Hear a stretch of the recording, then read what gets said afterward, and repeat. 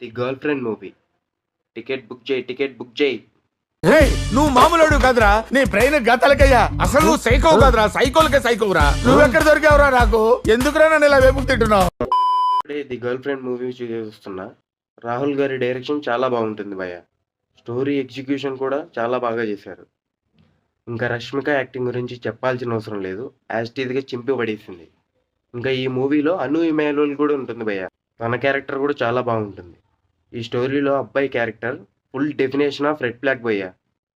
హీరోయిన్ని ఫ్రెండ్స్తో ఎవరితో మాట్లాడనివ్వడు, అన్నీ నేనే అని చెప్తూ ఉంటాడు, పొసెసివ్నెస్గా బిహేవ్ చేస్తూ ఉంటాడు. ఇంకా స్టోరీ విషయానికి వస్తే ఒక సబ్మిసివ్ ఉమెన్ గురించి, తన లైఫ్ గురించి, తన పాయింట్ ఆఫ్ వ్యూ గురించి, త్రూ జనరేషన్స్ వాళ్ళ మ్యాన్ కోసం అన్నీ గివప్ చేస్తే then they would be called as a good woman. ఈ మూవీ అయితే అమ్మాయిలే కాదు అబ్బాయిలు కూడా చూడాలి భయ్య. ఫ్యామిలీతో కూడా చూడొచ్చు. ఓవరాల్గా first half and second half చాలా ఎంగేజింగ్ ఉంటుంది భయ్య. ఎక్కడా బోర్ అనిపించదు. క్లైమాక్స్ చాలా బాగా నచ్చింది నాకు. మీరు చూసారా ది గర్ల్ ఫ్రెండ్ మూవీ?